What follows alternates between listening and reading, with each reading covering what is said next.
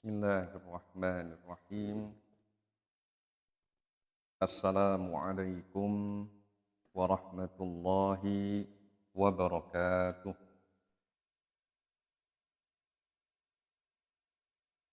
Innal hamdalillah nahmaduhu wa nasta'inuhu wa nastaghfiruh wa na'udzu billahi min syururi anfusina wa min sayyiati a'malina.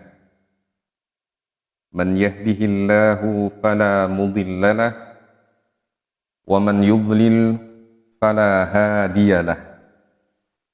Wa ashhadu an la ilaha illallah wahdahu la syarika lah wa ashhadu anna Muhammadan abduhu wa rasuluh. Allahumma salli ala nabiyyina Muhammadin wa ala alihi wa sahbihi wa man tabi'ahum bi ihsan ila yaumiddin. Qala Allah Ta'ala fi kitabihil karim, ya ayyuhalladzina amanu taqullaha haqqa tuqatih wa la tamutunna illa wa antum muslimun.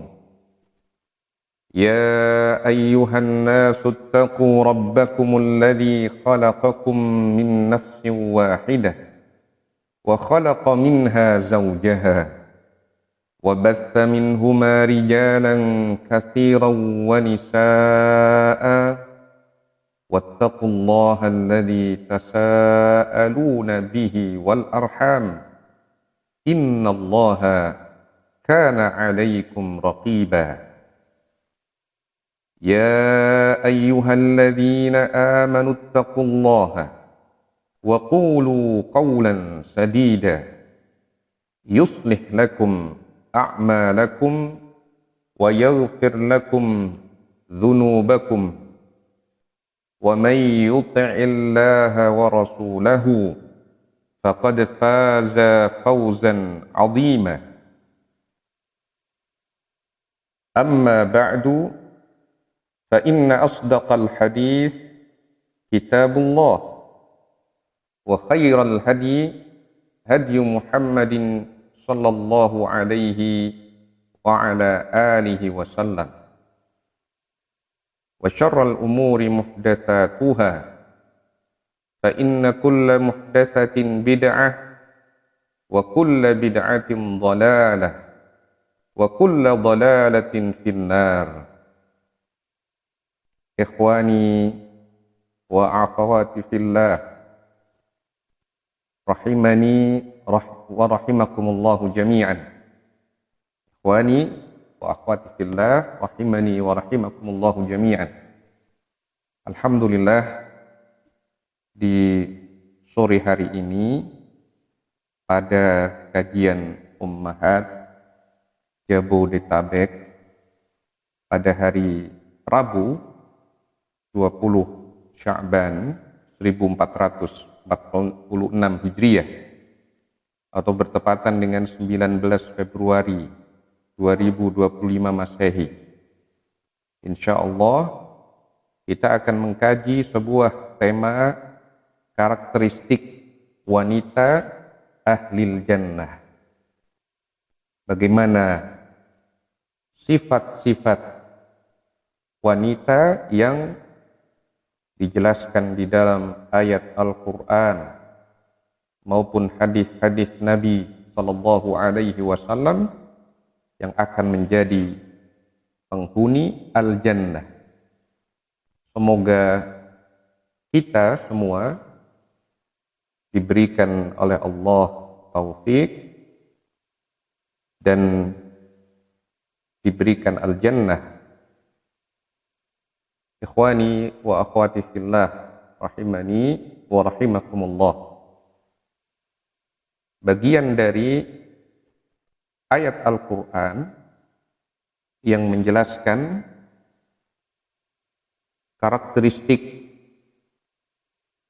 wanita ahlil jannah Di antaranya adalah surah Al-Ahzab ayat 35. Ya. Surah Al-Ahzab ayat 35 yang sebenarnya menjelaskan karakteristik laki-laki dan wanita yang nanti akan Allah sediakan bagi mereka ampunan dan pahala yang agung, yaitu surga. Allah Subhanahu wa taala berfirman, "Innal muslimina wal muslimati wal mu'minina wal mu'minati wal qanitina wal qanitati was sadiqina was sadiqati was sabirina was sabirati wal khashi'ina wal khashi'ati wal mutasaddiqina wal mutasaddiqati was shaimina was shaimati wal hafidhina furujahum wal hafidhati wal dzakirina Allaha katsiran wal dzakirati a'adda Allahu lahum maghfiratan wa ajran 'azima." Nah, kita akan mengkaji ayat ini, surah Al-Ahzab, ayat yang ke-35. Yang pertama, yang disebutkan di dalam ayat ini, orang yang akan mendapatkan janji Allah, ampunan Allah, dan pahala yang besar adalah muslim laki-laki dan muslim wanita. Muslim laki-laki dan muslim wanita. Nah, orang yang memeluk agama Islam, seseorang yang dia bisa menjalankan rukun-rukun Islam.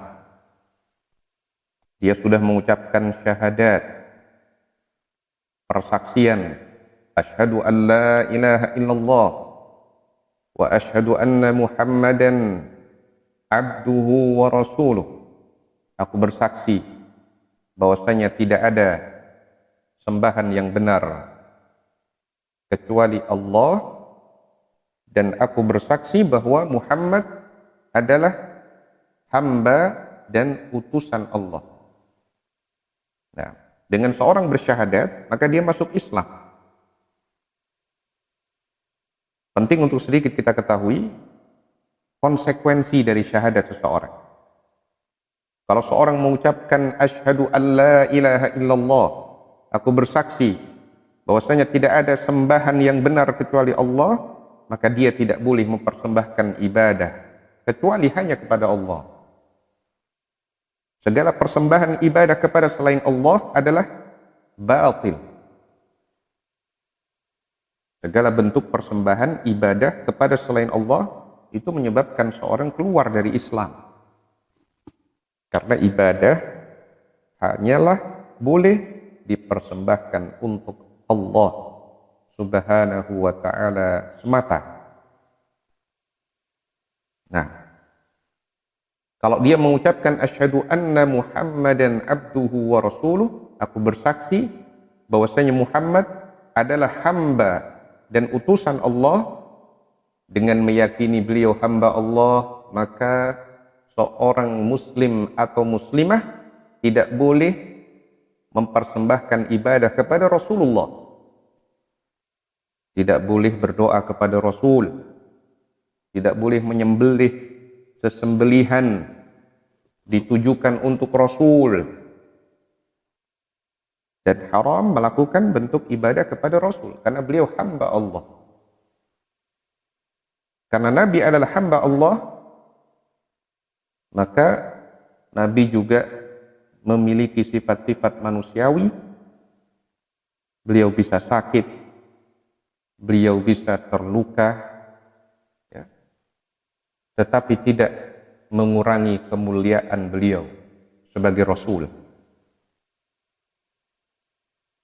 Beliau tidak boleh diibadahi karena beliau hamba Allah Subhanahu wa taala. Kalau kita melihat bagaimana ayat-ayat Al-Qur'an menjelaskan bagaimana kalimat-kalimat Allah kepada Rasul itu menunjukkan tidak layaknya Nabi dikultuskan berlebihan dari kedudukan beliau sallallahu alaihi wasallam. Nabi kita adalah hamba Allah, meskipun beliau hamba Allah yang terbaik, yang paling mulia, yang paling dekat dengan Allah Subhanahu wa taala, tetapi beliau tidak boleh ditinggikan kedudukannya melampaui batasan-batasan syariat. Nah, perhatikan ungkapan-ungkapan di dalam Al-Quran ketika menyebutkan tentang Nabi Shallallahu Alaihi Wasallam. Hal ini sebenarnya meruntuhkan semua sisi pengkultusan terhadap Nabi Shallallahu Alaihi Wasallam. Sebagai contoh, kalau disebutkan di dalam Al-Quran surah Al-Haqqah ayat yang ke-44 hingga 47, bagaimana kalimat yang disebutkan oleh Allah di dalam Al-Quran terhadap Nabi Shallallahu Alaihi Wasallam. Walau taqawwala alaina ba'dal aqawil, kalau seandainya Muhammad Shallallahu Alaihi Wasallam mengada-adakan ucapan atas kami, la akhadna minhu bil yamin, kami akan pegang dia dengan tangan kanan, thumma laqata'na minhul watin, kemudian kami akan putus urat jantungnya, fama minkum min ahadin anhu hajizin, tidak ada seorang pun dari kalian yang bisa menghalanginya. Nah, di dalam Quran surah Al-Haqqah ayat 44 hingga 47, bagaimana ungkapan kalimat Allah ini menunjukkan kita tidak bisa mengkultuskan Nabi Muhammad Shallallahu Alaihi Wasallam. Kekuasaan Allah begitu besar, kemuliaan Allah jauh melebihi Rasul Shallallahu Alaihi Wasallam. Kita mencintai Rasul itu karena Allah Subhanahu Wa Taala. Nah, demikian juga ketika Allah berfirman tentang Nabi Muhammad Shallallahu Alaihi Wasallam, Allah Subhanahu wa taala berfirman dalam surah Fatir ayat 22, "Wa ma anta bimusmi'in man fil qubur." Ya, dalam surah Fatir ayat 22, "Wa ma anta bimusmi'in man fil qubur." Kalimat lengkapnya di dalam ayat, "Wa ma yastawil ahya'u walal amwat, innallaha yusmi'u man yasha'u." Wa ma anta bimusmi'in man fil qubur. Wa ma yastawil ahya'u walal amwat. Tidak sama yang hidup dengan yang mati. Innallaha yusmi'u man yasha'. Sesungguhnya Allah bisa membuat mendengar siapa saja yang Allah kehendaki. Wa ma anta bimusmi'in man fil qubur. Sedangkan engkau wahai Muhammad tidak bisa membuat orang yang di dalam kubur mendengar. Nah, itu contoh hal yang meruntuhkan pengkultusan terhadap Nabi Shallallahu Alaihi Wasallam. Nah, dan Nabi kita Shallallahu Alaihi Wasallam tidak akan mampu memberikan petunjuk taufik kepada siapa saja yang dikehendaki oleh Nabi, sekalipun kepada orang yang Nabi cintai, kecintaan secara tabii. Nah, Allah Subhanahu wa taala berfirman di dalam surah Al-Qasas ayat yang ke-56, innaka la tahdi man ahbabta walakinallaha yahdi man yasha wa huwa a'lamu bil muhtadin. Innaka, sesungguhnya engkau, la tahdi man ahbabta, tidaklah bisa memberikan hidayah taufik sekalipun kepada orang yang engkau cintai. Walakinallaha yahdi man yasha, akan tetapi Allah memberikan petunjuk kepada siapa yang Allah kehendaki. Wa huwa a'lamu bil muhtadin, dialah yang paling mengetahui siapakah yang layak mendapatkan petunjuk. Nah,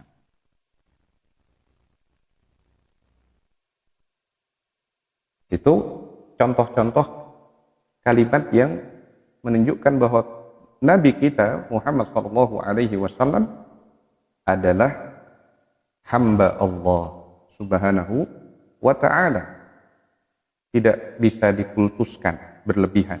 Jangan berdoa kepada Nabi, jangan lakukan penyembelihan, pengorbanan, ya, penyembelihan kurban atau bentuk takarrub kepada Nabi. Jangan engkau berdoa kepada Allah kemudian ditujukan kepada Nabi dengan harapan Nabi yang meneruskan kepada Allah. Jangan, karena beliau adalah hamba Allah. Jaga keislaman kita,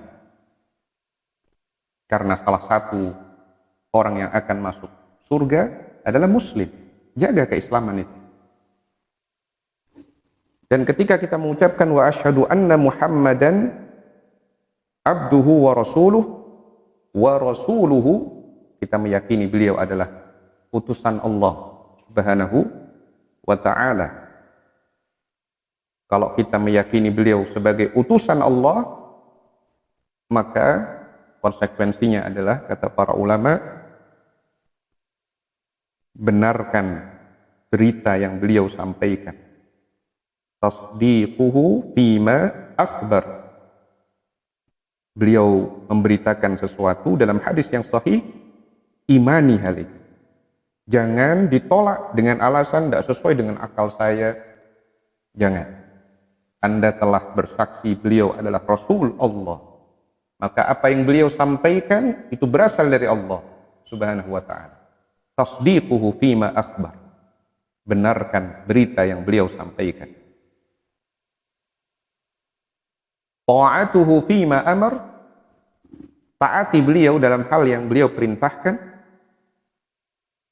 Wajtinabu ma naha anhu wa zajar. Dan tinggalkan, jauhi hal-hal yang beliau larang. Wa an la yu'badallah illa bima syara'. Dan jangan Allah diibadahi kecuali dengan meneladani contoh atau syariat dari Nabi Muhammad sallallahu alaihi wasallam. Itu konsekuensi kita menyatakan bahwa beliau adalah utusan Allah. Kalau beliau menyampaikan dalam hadis yang sahih berita, benarkan. Kalau beliau perintahkan sesuatu, lakukan. Kalau beliau larang, tinggalkan. Kalau kita ingin beribadah kepada Allah, ibadahlah kepada Allah dengan tuntunan dari beliau sallallahu alaihi wasallam.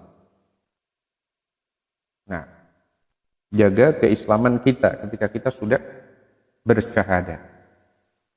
Jadi di dalam Quran surah Al-Ahzab ayat 35 ini, di antara karakteristik seorang penghuni surga, baik itu wanita ataupun laki-laki, dia harus muslim. Orang kafir tidak bisa masuk surga. Kalau dia berbuat baik, Allah Subhanahu wa ta'ala tidak mendolimi dia. Tidak sia-sia perbuatan baiknya, tapi kebaikannya hanya bermanfaat di dunia saja. Orang kafir berbuat baik, dia suka membantu orang lain, manfaatnya dirasakan di dunia. Mungkin dia dapat kemudahan dalam urusan pekerjaannya, rizkinya bertambah. Nah, kesehatannya terjaga. Itu kalau orang kafir berbuat baik, balasannya di dunia saja. Sedangkan di akhirat dia tidak punya simpanan tabungan pahala. Semuanya sia-sia untuk kehidupan akhirat, tapi tidak sia-sia untuk kehidupan dunia bagi orang kafir. Maka karakteristik penghuni surga termasuk wanita ahlul jannah haruslah muslim. Nah, kemudian Allah Subhanahu wa taala menyatakan wal mu'minina wal mu'minat. Orang-orang yang beriman laki-laki dan orang-orang yang beriman wanita. Kita mengenal ada rukun Islam, ada rukun iman. Orang mukmin itu sudah pasti muslim. Cuma ditekankan di sini. Kalau sama-sama masuk surga, orang yang mukmin kedudukannya di atas orang yang muslim saja. Orang yang muslim saja. Kalau orang mukmin itu keimanannya lebih tinggi daripada orang muslim. Karena itu Allah Subhanahu wa taala menegur orang Arab Badui di dalam surah Al-Hujurat ketika mereka menyatakan amanna, Allah menafikan hal itu, tapi hendaknya mereka mengucapkan aslamna. Nah, qalatil a'rabu amanna qul lam tu'minu walakin qulu aslamna walamma yadkhulil imanu fi qulubikum. Dalam surah Al-Hujurat ayat 14. Qalatil a'rabu amanna. Orang-orang Arab Badui berkata, kami beriman. Qul lam tu'minu. Katakan bahwa kalian belum beriman. Walakin qulu aslamna. Tetapi ucapkan kami telah masuk Islam. Walamma yadkhulil imanu fi qulubikum. Dan belum masuk keimanan di dalam hati kalian. Nah, surah Al-Hujurat ayat 14 menjadi dalil bahwa ada tingkatan muslim saja tapi belum mukmin. Ya. Kalau sudah sampai tingkatan mukmin, maka dia pasti muslim. Maka ini adalah penambahan keterangan, penekanan dan penjelasan bahwa orang yang ingin masuk surga harus dia mukmin, beriman kepada Allah dan Rasulnya, memenuhi rukun-rukun iman yang 6. Nah, wal qanitina wal qanitat. Berikutnya yang termasuk karakter penduduk surga adalah laki-laki yang qanit, ya, juga wanita yang qanitah.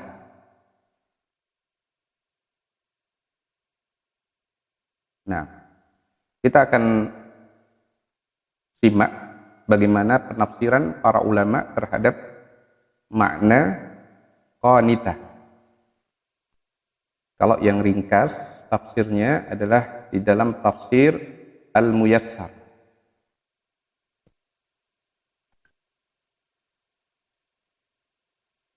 Nah,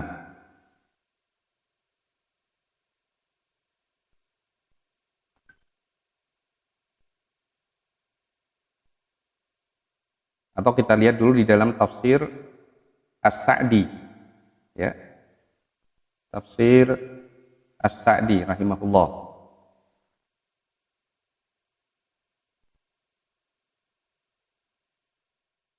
Al-qanitin ay al-muti'ina lillahi wa li rasulih. Qanit itu artinya orang-orang yang taat kepada Allah dan Rasul-Nya. Nah, jadi kalau di dalam penjelasan Syekh Abdurrahman bin Nasir As-Sa'di rahimahullah, muslimin wal muslimat itu berkaitan dengan syariat-syariat yang zahir. Sedangkan mukminin dan mukminat itu perkara-perkara batin, akidah hati dan amalan hati. Sedangkan qanitin itu orang-orang yang taat kepada Allah dan Rasul-Nya. Itu qanitin wal qanitat. Orang-orang yang taat kepada Allah dan Rasul-Nya, baik laki-laki maupun wanita. Berikutnya, was-sadiqina was-sadiqat. Orang-orang yang jujur, baik laki maupun wanita. Ya. Orang-orang yang jujur dalam hal apa? Fi maqalihim wa fi'alihim. Dalam ucapan mereka dan dalam perbuatan mereka, jujur mereka. Kalau berbicara tidak dusta, sesuai dengan kenyataan. Nah, itu jujur. Perbuatannya juga jujur. Kalau dia muslim, dia mukmin, maka perbuatannya menunjukkan keislaman dan keimanan dia. Bukan perbuatan orang munafik, bukan perbuatan orang kafir, bukan. Tapi perbuatan orang muslim, perbuatan orang beriman seperti itu, jujur dia. Nah,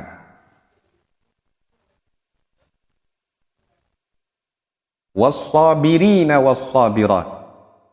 Laki-laki yang sabar dan wanita yang sabar. Kata Syekh Abdurrahman bin Nasir As-Sa'di, ala syada'id wal masaib. Sabar ketika menghadapi musibah. Ya. Lebih detail lagi sebenarnya kesabaran itu ada 3. Seperti yang dijelaskan oleh Ibnul Qayyim rahimahullah dalam kitab Madarijus Salikin. Sabar untuk taat kepada Allah yang pertama. Yang kedua, sabar dalam meninggalkan kemaksiatan kepada Allah. Yang ketiga, sabar terhadap ujian dari Allah Subhanahu wa ta'ala. Yang itu disebutkan dalam kitab Madarijus Salikin karya Ibnul Qayyim yang kita bahas pada kajian di Karawang kemarin malam. Nah, was-sabirina was-sabirat. Orang-orang laki-laki yang sabar dan wanita yang sabar. Wal khashi'ina wal khashi'at. Wal khashi'ina wal khashi'at. Al khashi'in fi jami'i ahwalihim. Kata Syekh Abdurrahman bin Nasir As-Sa'di, orang-orang yang khusyuk dalam seluruh keadaan dia. Khususan fi ibadatihim, khususan fi salawatihim, terkhusus dalam ibadah-ibadah mereka, terkhusus dalam solat-solat mereka, khusyuk mereka. Nah, semoga Allah Ta'ala mengaruniakan, memberikan anugerah kekhusyuan kepada kita di dalam solat kita. Nah, di antara cara untuk khusyuk berdasarkan hadis dari Nabi SAW, lakukan sholat seperti sholatu muwaddi', sholat orang yang akan berpisah, seakan-akan itu adalah sholat terakhir kita. Itu diantara hal yang memudahkan khusyuk, termasuk juga memahami makna dan bacaan sholat itu membantu kekhusyuan. Nah, kemudian termasuk karakteristik penghuni surga adalah wal mutasaddiqina wal mutasaddiqat. Orang-orang yang banyak bersedekah, laki-laki maupun wanita. Laki-laki maupun wanita.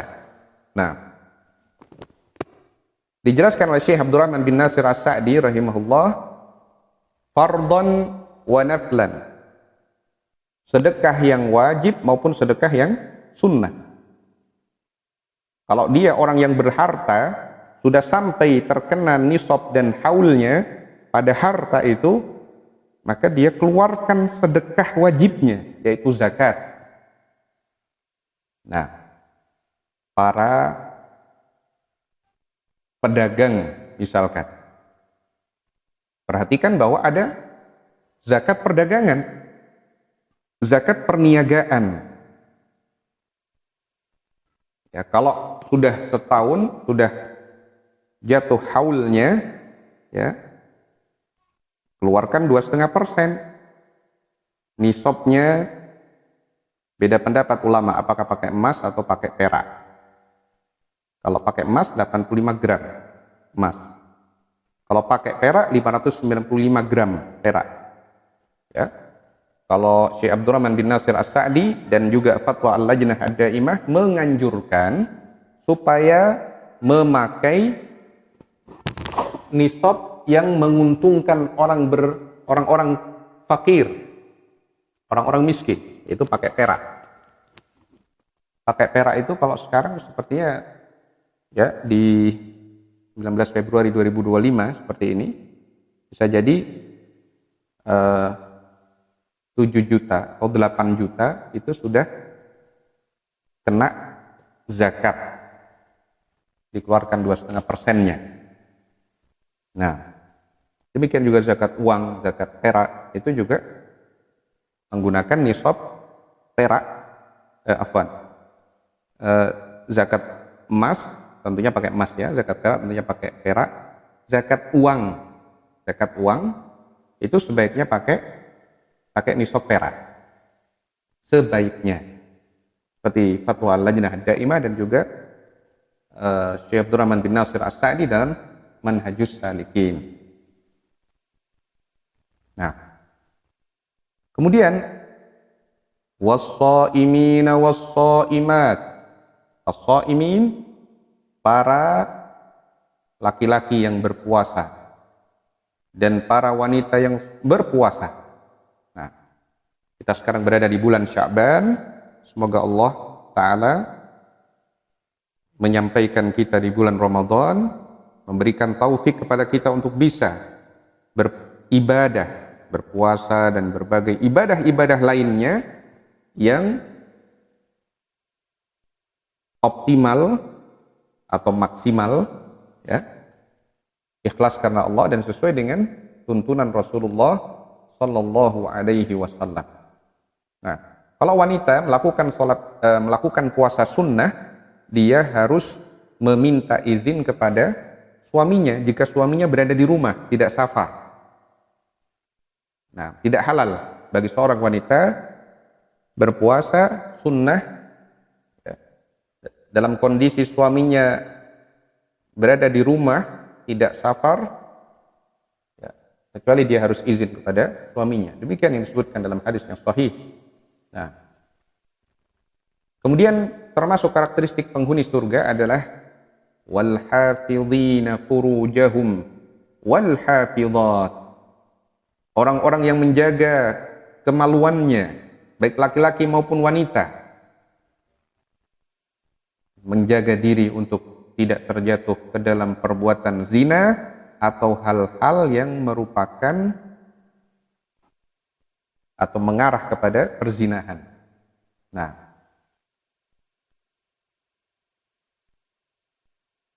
wal hafizina furujahum wal hafizat. Kemudian yang terakhir, wadz-dzakirinallaha katsiran wadz-dzakirat. Laki-laki yang banyak berzikir dan wanita yang banyak berzikir. Nah, maka salah satu karakteristik penghuni surga, baik laki maupun wanita, itu adalah banyak berzikir, mengingat Allah Subhanahu wa ta'ala. Nah, yang ideal adalah seorang ketika duduk sebelum bangkit, dia minimal berzikir sekali, minimal. Nah, kalau tidak demikian akan ada tiroh. Tiroh itu bisa menyebabkan dia menyesal pada hari kiamat. Seorang duduk, setidaknya dia berzikir, apakah bertasbih, bertakbir, atau bertahmid, baca subhanallah atau alhamdulillah atau Allahu Akbar atau istighfar atau solawat. Nah, banyak mengingat Allah Subhanahu wa ta'ala. Dan telah kita bacakan ya dalam hadis tentang keutamaan qiyamul lail, keutamaan salat malam. Ya. Keutamaan salat malam, jika seseorang bangun di waktu malam, kemudian dia bangunkan istrinya hingga keduanya sholat malam, meskipun hanya 2 rakaat, ya, karena sholat malam itu bagusnya minimal 2 rakaat ditambah witir. Witirnya boleh 1 rakaat. Jika ada yang melakukan demikian, dia bangun di waktu malam, kemudian dia bangunkan istrinya sehingga sholat 2 rakaat bersama, akan tercatat sebagai orang yang banyak berzikir mengingat Allah. Dalam hadis riwayat Abu Dawud, Nabi SAW bersabda, "Man istaiqadha minal lail," barang siapa yang bangun di waktu malam, wa aiqadha imra'atah, dan membangunkan istrinya, fa shallaya rak'ataini jami'an, hingga keduanya salat 2 rakaat, kutiba minadz dzakirina Allah katsiran wadz-dzakirat, akan tercatat keduanya sebagai orang-orang yang banyak berzikir mengingat Allah, laki-laki dan wanita. Nah, Masya Allah, suatu amalan yang dikerjakan dalam durasi yang pendek saja, tidak membutuhkan waktu yang banyak, tapi kemudian menyebabkan dia tercatat sebagai orang yang banyak berzikir mengingat Allah. Nah, setelah disebutkan ini semua, Allah jelaskan balasannya. Telah disebutkan muslimin dan muslimat, mukminin dan mukminat, qanitin dan qanitat, dan seterusnya. Allah sebutkan balasannya yang disediakan untuk mereka. A'addallahu lahum maghfiratan wa ajran 'azima. Allah sediakan bagi mereka ampunan dan pahala yang besar. Nah, jadi karakteristik penghuni surga itu ada beberapa. Yang pertama muslim atau muslimat, berislam. Yang kedua beriman. Yang ketiga taat kepada Allah dan Rasulnya. Yang keempat jujur dalam ucapan dan perbuatan. Yang kelima sabar. Sabar ini ada 3. Sabar untuk taat kepada Allah, sabar untuk meninggalkan maksiat dan pelanggaran-pelanggaran syariat, dan sabar dalam menghadapi ujian Allah. Yang keenam khusyuk, ya, khusyuk terutama dalam ibadah, dan terkhusus lagi sholatnya. Yang ketujuh, banyak bersedekah, sedekah wajib dia kerjakan, zakat, itu zakat mal, zakatul fitr dia keluarkan. Sedekah-sedekah sunnah dia banyak memberi. Nah, yang kedelapan, orang yang berpuasa, baik wajib ataupun sunnah. Dan seorang wanita tidak boleh puasa sunnah kecuali seizin suaminya, kalau suaminya tidak keluar kemana-mana, tidak safar. Kemudian yang kedelapan, orang-orang yang menjaga kemaluannya sehingga tidak terjatuh dalam perbuatan zina atau hal-hal yang mengarah kepada zina. Nah, yang ke-10 adalah orang-orang yang banyak berzikir mengingat Allah, baik laki-laki maupun wanita. Innal muslimina wal muslimati wal mu'minina wal mu'minati wal qanitina wal qanitati was sadiqina was sadiqati was sabirina was sabirati wal khashi'ina wal khashi'ati wal mutasaddiqina wal mutasaddiqati was sha'imina was sha'imati wal hafidhina furujahum wal hafidhati wal dhakirina Allah katsiran wal dhakirati a'addallahu lahum maghfiratan wa ajran 'azima. Quran surah Al-Ahzab ayat 35. Nah, berikutnya termasuk karakteristik wanita ahlil jannah itu kalau dia terkena sakit dan dia sabar terhadap sakitnya itu akan menghantarkan dia ke dalam surga. Pernah sahabat Abdullah bin Abbas berkata kepada Atha bin Abi Rabah, "Ala urika imra'atan min ahlil jannah?" Ala urika, maukah engkau aku tunjukkan imra'atan min ahlil jannah, seorang wanita penghuni surga. Nah, qultu bala, kata Atha bin Abi Rabah, tentu. Qala, Abdullah bin Abbas menyatakan, hadhil mar'atus sauda, wanita hitam ini.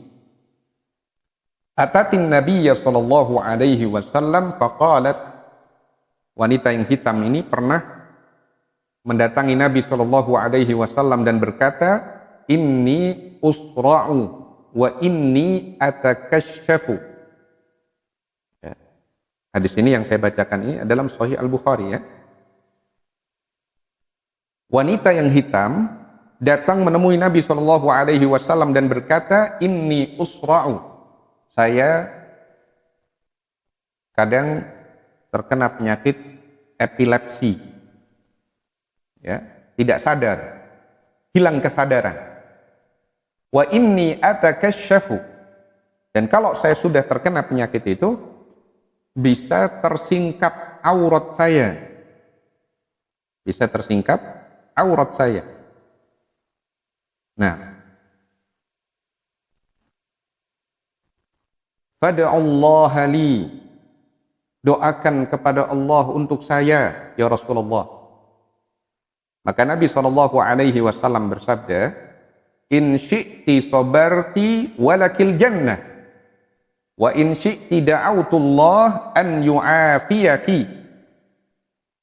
In syi'ti sabarti, kalau engkau sabar dalam menghadapi penyakitmu itu, walakil jannah, engkau akan dapat surga. Masya Allah, ini kabar gembira bagi orang-orang yang sabar ketika menghadapi penyakitnya. Sabar ketika menghadapi penyakit, contohnya itu seperti apa, Ustaz? Seperti yang dijelaskan oleh Ibnul Qayyim rahimahullah di dalam Madarijus Salikin. Dalam kajian kita di Karawang, sabar itu menahan diri, menahan hati, jangan sampai timbul perasaan jengkel, marah. Hati ditahan untuk tidak marah. Lisan ditahan untuk tidak mengeluh.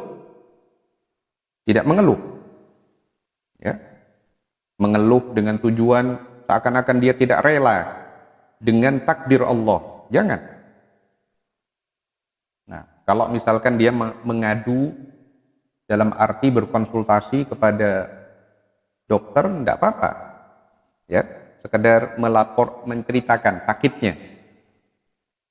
Sakit saya begini, kalau saya di malam hari, saya mengalami ini, pada kaki saya begini, jantung saya berdebar-debar, menceritakan keadaan dirinya boleh. Tapi kalau dalam rangka mengeluh, ya, ini yang dilarang. Lisan dijaga, jangan mengeluh. Itu sabar. Kemudian anggota tubuh dijaga, jangan sampai melakukan tashwish. Tashwish itu maknanya adalah melakukan gerakan-gerakan yang tidak beraturan, ngamuk istilahnya. Ya, yang dicontohkan dalam kitab Al-Wabilus Shayyib karya Ibnul Qayyim, seperti orang yang memukul-mukul pipinya, merobek bajunya, mencabut rambutnya, ya, itu menampakkan ketidaksabaran. Nah, ketika wanita tua tadi datang kepada Nabi menceritakan sakit yang dialaminya, kalau dia kumat sakitnya, maka akan tersingkap auratnya, minta kepada Nabi supaya berdoa kepada Allah untuk wanita itu. Maka Nabi menyatakan, in syi'ti sabarti walakil jannah, Wa in syi'ti da'autullah an yu'afiyaki. Kalau engkau sabar, engkau akan mendapatkan surga. Kalau engkau mau yang lain, aku akan berdoa kepada Allah untuk memberikan afiat, kesembuhan kepadamu. Ternyata dari dua pilihan ini, sahabat wanita ini memilih untuk sabar. Ya, di saat banyak orang lain mungkin kalau dihadapkan pada pilihan itu pengen sembuh saja di dunia, tapi dia memilih untuk bersabar. Keimanan yang luar biasa. Faqalat asbir. Wanita itu berkata, aku akan sabar. Faqalat inni atakasyaf fada'ullaha ana atakasyaf. Tetapi kalau kumat sakitku, ya, kambuh sakitku, sakit epilepsi atau semisalnya, hilang kesadaran dia, pakaianku tersingkap. Tolong doakan kepada Allah agar saat kambuh sakit itu tidak tersingkap. Itu saja. Fada'alaha. Maka Nabi SAW kemudian mendoakan dia supaya kalau kambuh sakitnya tidak tersingkap pakaiannya, tidak tersingkap auratnya. Nah, rawahul Bukhari. Hadis ini diriwayatkan oleh Al-Bukhari. Nah, jadi di antara karakteristik wanita ahlil jannah adalah sabar ketika ditimpa musibah atau penyakit. Nah, berikutnya di antara karakteristik wanita ahlil jannah adalah jika wanita itu sholat 5 waktu, berpuasa di bulan Ramadan, menjaga kemaluannya, taat kepada suaminya, maka akan dipersilahkan kepada dia untuk memasuki pintu surga mana saja yang dia inginkan. An Abi Hurairah radhiyallahu anhu qala, dari Abu Hurairah, semoga Allah meridainya, ia berkata, qala Rasulullah sallallahu alaihi wasallam, Rasulullah sallallahu alaihi wasallam bersabda, idza shallatil mar'atu khamsaha, apabila seorang wanita sholat 5 waktu selama dia tidak mengalami haid atau nifas, ya, wa shamat syahraha, dan berpuasa di bulan Ramadan. Berpuasa di bulan Ramadan itu kadang wanita memiliki beberapa udzur, dan tiap udzur itu berbeda-beda apa yang harus dilakukan. Nah, kalau wanita haid, maka dia harus mengganti di luar bulan Ramadan puasanya. Ya, kalau wanita haid tidak boleh sholat, tidak boleh puasa. Bedanya sholatnya tidak perlu diganti, tapi puasanya harus diganti. Itu kalau wanita haid saat berpuasa. Nah, dan kalau seandainya ada seorang wanita di awal puasa dia bersih dari haid, ya, tidak mengalami haid, tapi qadarullah mungkin 5 menit sebelum maghrib dia mengalami darah haid, maka puasanya batal. Tetapi amalannya dari sejak berpuasa hingga batalnya itu insya Allah berbuah pahala, tidak sia-sia. Nah, hanya dia harus mengganti di hari lain. Kalau wanita haid tidak bisa berpuasa, dia harus ganti di hari lain. Demikian juga wanita nifas. Nifas itu darah akibat melahirkan. Ya, hukumnya sama dengan darah haid. Makanya Nabi bersabda kepada salah satu istri beliau ketika bertanya apakah engkau haid, Nabi pakai istilah nifas. Ana fisti, apakah engkau nifas? Maksudnya apakah engkau haid? Maka hukum haid dengan nifas itu sama. Sama, tidak boleh sholat, tidak boleh puasa. Dan kalau tidak bisa berpuasa, dia ganti di hari lain saat mampu menggantinya. Sedangkan wanita hamil dan menyusui, yang ini udzur untuk tidak berpuasa, pendapat yang dirajihkan oleh Syekh Al-Albani dengan menyebutkan riwayat pandangan sahabat Abdullah bin Abbas dan Abdullah bin Umar, wanita yang hamil dan menyusui kalau tidak berpuasa, maka dia membayar fidyah. Membayar fidyah, tidak harus mengganti. Nah, membayar fidyah itu bisa dalam bentuk makanan siap saji. Nah, sejumlah hari yang ditinggalkan. Idza shallatil mar'atu khamsaha wa shamat syahraha, jika seorang wanita salat 5 waktu dan berpuasa di bulan Ramadan. Wa hassanat farjaha, dan dia jaga kemaluannya.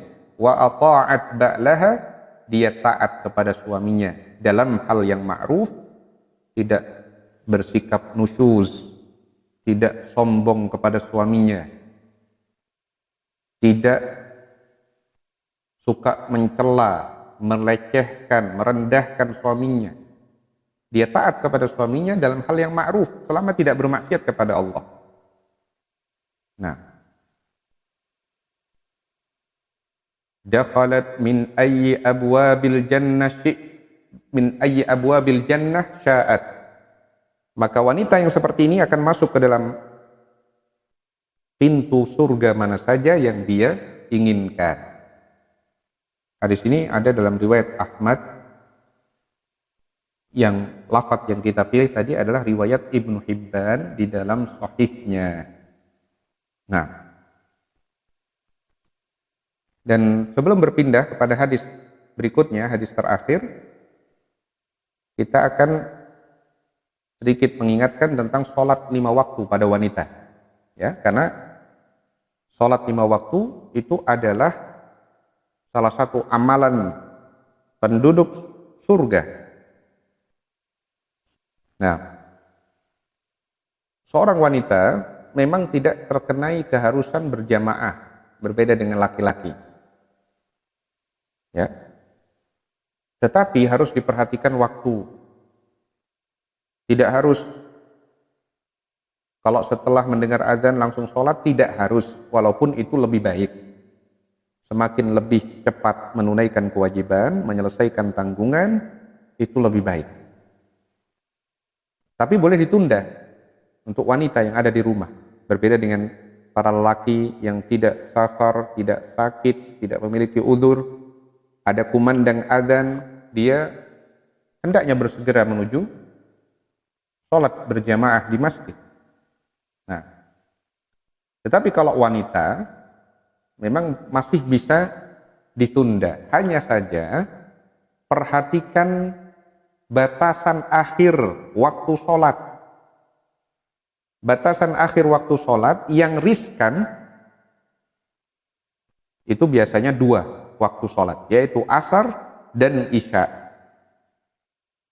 Asar itu berakhirnya adalah dengan berubahnya warna matahari. Kalau matahari sudah berubah warna, berarti sudah habis masa sholat asar normal. Ya, matahari itu dari sejak awal asar itu masih putih bersinar, terus putih bersinar, hingga dia akan berubah warna, menguning atau memerah. Kalau sudah menguning atau memerah, maka dia sudah bukan waktu asar. Wanita yang menunda-nunda hingga matahari berubah warna, itu terhitung berdosa sholat di waktu itu. Kalau dia tidak punya udzur. Kalau dia tidak punya udzur. Beda dengan orang yang bangun ya karena tertidur bangun saat matahari berubah warna, dia segera sholat asar. Nah, tapi wanita yang terus menunda, padahal dia bisa mengawalkan waktunya, ini terhitung berdosa. Nah, karena dalam hadis yang sahih, hadis riwayat Muslim, dijelaskan bahwa waktu asar adalah malam tasfarrish syams, selama matahari belum menguning. Dalam riwayat lain, selama matahari belum memerah, belum berubah warna. Nah, coba dicermati sesekali di sebuah daerah, perubahan warna matahari itu berapa menit sebelum tenggelam matahari. Yang pernah saya pantau di sebuah pantai, ya.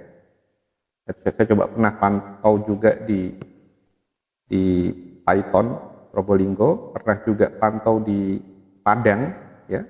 Sekitar 20 sekian menit sebelum tenggelam matahari itu berubah warna.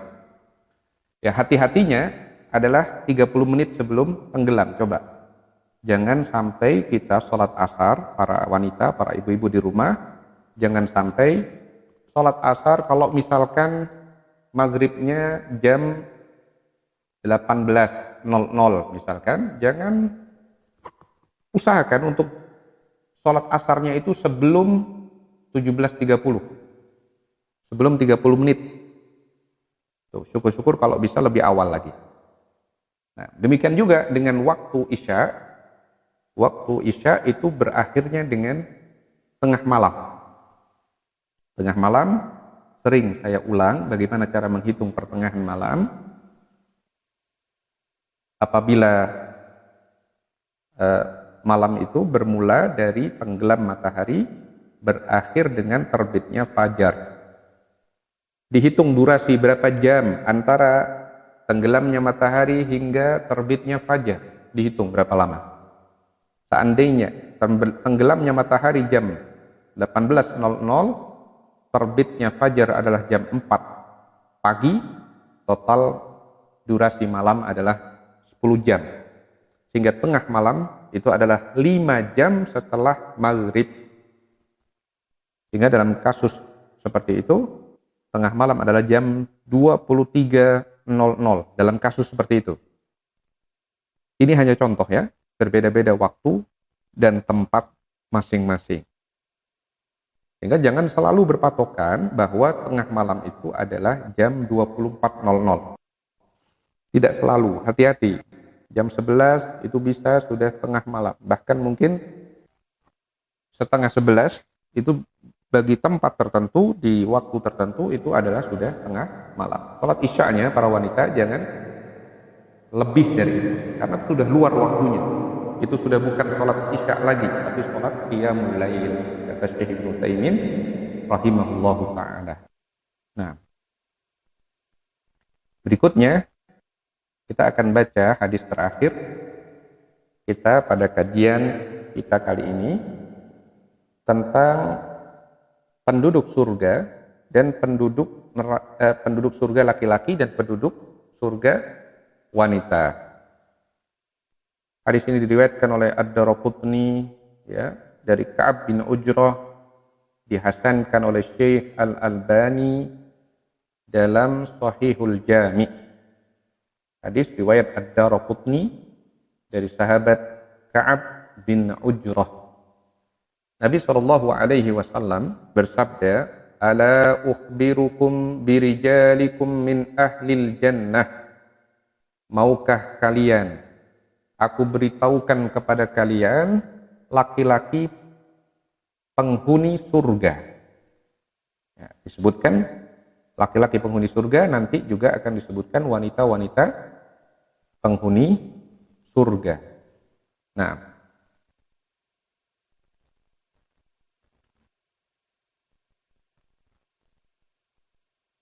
disebutkan oleh Nabi SAW, "Ala ukhbirukum birijalikum min ahlil jannah." Maukah kalian aku beritahukan para lelaki penghuni surga yang akan memasuki surga. Nah, yang pertama yang disebutkan, an-nabiyyu fil jannah, nabi akan masuk surga. Nabi siapa saja sudah. Ya, para anbiya, dan terlebih Nabi kita Muhammad sallallahu alaihi wasallam tidak akan dibuka pintu surga kecuali dengan syafaat beliau. Para penghuni surga belum bisa memasuki surga sebelum Nabi memberikan syafaat, minta izin untuk dibuka pintu surga. Itu hanya Nabi Muhammad sallallahu alaihi wasallam. An-nabiyyu fil jannah, Nabi akan masuk surga. Nah, wasyahidu fil jannah, ya, wasyahid fil jannah, orang yang mati syahid itu akan berada di surga. Nah, orang yang mati syahid, orang yang terbunuh di jalan Allah Subhanahu wa ta'ala, berjihad dengan jihad yang syar'i, bukan jihad yang digembar-gemborkan oleh para teroris, para khawarij, lakukan pengeboman bunuh diri di perkampungan negara muslim atau negara yang mayoritas penduduknya muslim, atau seandainya korbannya juga orang kafir, tapi orang kafir zimmi atau mu'ahad yang harusnya dilindungi darahnya, bukan itu. Itu bukan jihad. Nah, tetapi bunuh diri. Asy-syahid fil jannah, orang yang mati syahid akan masuk surga. Kita yang tidak tahu keadaan seseorang tidak boleh memastikan orang itu mati syahid, kecuali yang sudah dipastikan oleh Allah dan Rasulnya di dalam Al-Quran, di dalam hadis Nabi Sallallahu Alaihi Wasallam. Nah, baik. Was-siddiq fil jannah, siddiq, orang yang sangat jujur ucapan dan perbuatannya, ya, sehingga menjadi karakter dia sudah mendarah daging kejujuran itu, maka dia berada di surga. Siddiq ini tingkatan setelah para nabi. Nah, wal maulud fil jannah, anak yang terlahirkan itu akan berada di surga. Yang baru dilahirkan meninggal. Anak yang baru dilahirkan kemudian dia meninggal, dia punya dosa. Nah, dilahirkan dari orang tua yang muslim, dia berada di surga. Warrajul yazuru akhahu fi nahiyatil misr fillah fil jannah, dan laki-laki yang berziarah kepada saudara laki-lakinya di ujung kota karena Allah, maka dia akan masuk surga. Ziarah, menjenguk saudaranya karena Allah, maka itu akan berbuah surga. Nah, ini karakteristik laki-laki calon penghuni surga. 1 nabi, 2 syahid, 3 siddiq, 4 anak laki-laki yang baru dilahirkan meninggal, kemudian yang kelima seorang yang menjenguk saudaranya karena Allah. Nah, kemudian kita masuk ke pembahasan wanita penghuni surga yang disebutkan dalam kelanjutan hadis itu. Ala ukhbirukum binisaikum min ahlil jannah, maukah kalian aku beritahukan wanita-wanita kalian penghuni surga? Al-wadud, al-walud, al-a'ud, allati idha zalamat qalat hadhihi yadi fi yadik la adhuku ghamdan hatta tarda. Al-wadud, wanita yang begitu penyayang, begitu besar cintanya, cinta kepada suaminya, cinta kepada anaknya, ya, punya kasih sayang, bukan yang kaku dan kasar. Wanita penyayang, itu penghuni surga. Al-walud, yang subur, banyak melahirkan anak. Al-a'ud, yang selalu kembali kembali kepada suaminya, bukan yang menjauh dari suaminya. Kadang dia, ya tentu manusiawi, ada rasa jengkel kepada suami, tapi setelah itu dia kembali lagi kepada suaminya, ya. Nah, tidak berlama-lama. Allati idza zalamat qalat. Kalau dia sampai melakukan kezaliman, ia berkata, datang kepada suaminya, dia berkata, hadhihi yadi fi yadik, inilah tanganku menggenggam tanganmu, la adzuqu ghamdan hatta tarda, aku tidak bisa tidur hingga engkau rela terhadapku, hingga engkau tidak marah lagi kepadaku. Nah, ini termasuk karakteristik wanita ahlil jannah. Mudah minta maaf, mudah memaafkan, ya, penyayang, taat kepada suaminya dalam hal yang ma'ruf.